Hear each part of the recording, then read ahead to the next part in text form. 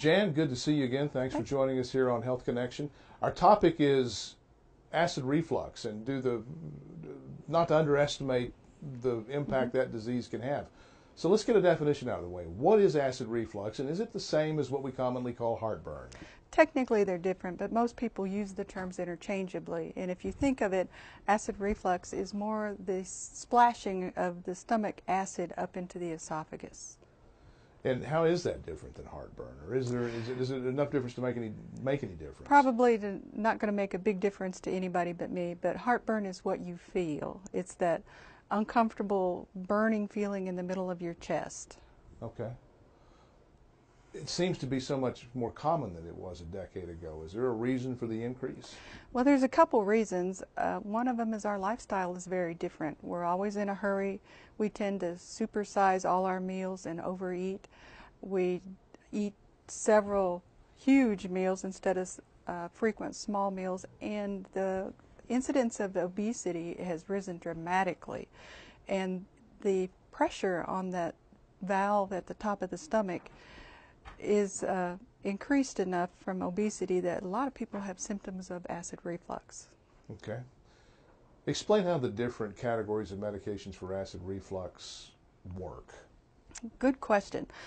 Some of the more simple ones are antacids, and those are the things that as you eat them and they drop into the stomach, they actually neutralize the acid in the stomach. There are other ones that create a foam barrier, like Gaviscon. As it gets into the stomach, it floats to the top and it provides a physical barrier so that acid doesn't splash up into the esophagus. There are medications that you can buy over the counter that we call H2 blockers, and what they do is they put the acid pumps in your stomach to sleep. Zantac is a very common example of an H2 blocker. One of the ones we like to use a lot is a proton pump inhibitor, which is another fancy name for a medicine that puts the acid pumps in your stomach to sleep. Things like Protonix, Prevacid, Nexium are all in those categories. And they not only put the acid pumps to sleep, they actually can help with healing if there's any break in the mucous membrane. Okay. You just mentioned Nexium.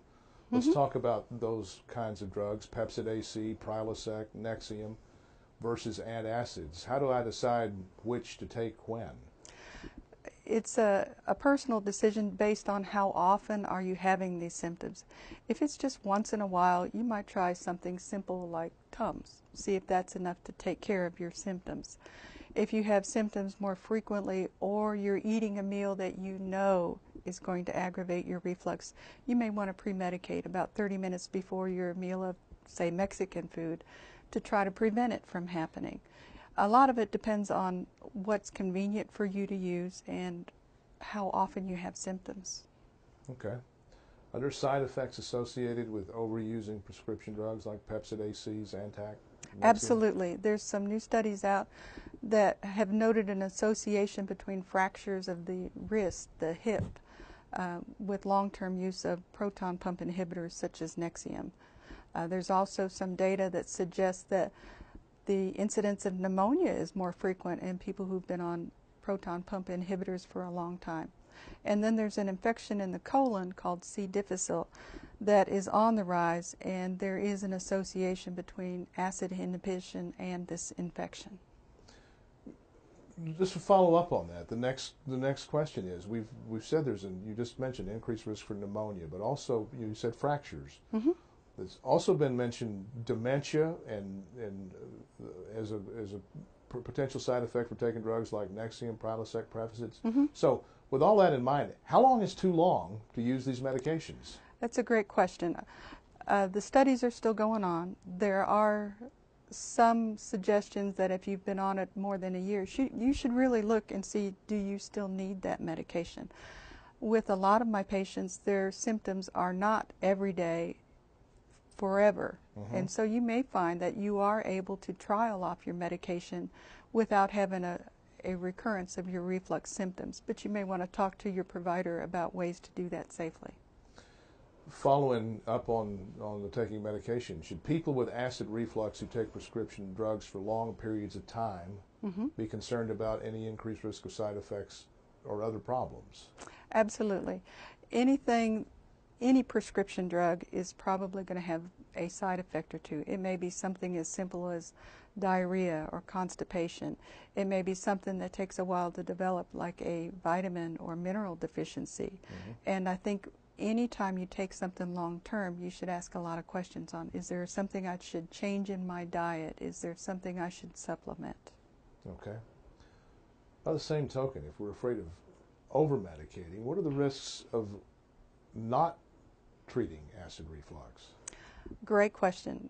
Under treatment, the first one is pain, discomfort.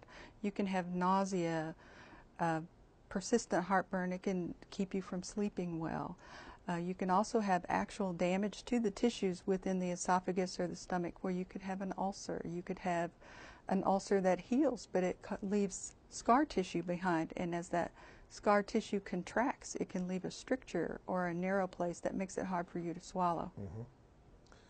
What do you consider to be a common sense approach to the use of medications for treating acid reflux? I'm glad you asked that. The first thing is you need to take care of the things that are within your control. There is not a pill that's going to take care of everything. If you're overweight, it would be wonderful on so many levels if you could try to lose weight. That will reduce the pressure on that muscle ring at the top of your stomach. The second thing is, if your diet is terrible, change it. If you eat a lot of caffeine, coffee, sodas, things like that, you need to cut back by half. If you know what your trigger foods are, like, for example, a lot of people have trouble with Mexican food. Well, then it doesn't need to be an every week part of your diet. You may need to change or modify your diet. Watch what you use for snacks. Carbonated drinks are notorious for increasing the pressure within your stomach, and it propels the acid farther up your esophagus. Make a switch to something that's not carbonated. After you've done the things that are within your power, and if you're still not successful, you might want to seek additional things from your drugstore. Start with antacids. See if that's enough to take care of your symptoms. If that doesn't work, you might try something like Zantac before you know you're going to have a troublesome meal. Reduce the amount of food that you have in your stomach before you go to bed at night. With a full stomach and a valve at the top of the stomach that doesn't close completely, when you fill your stomach and lay down, a lot of that can slip up the esophagus and damage your esophagus all night long. And you may be tired enough that you'll sleep right through it, but the damage continues and you may feel the symptoms of it the next day. You can help that by not eating or drinking within 2 hours of laying down. Something else that you can do is boost the head of your bed by placing a 6-inch block under the headboard only, so that your head is elevated while you're sleeping. Very well, Jan. Good to see you again. Thank you.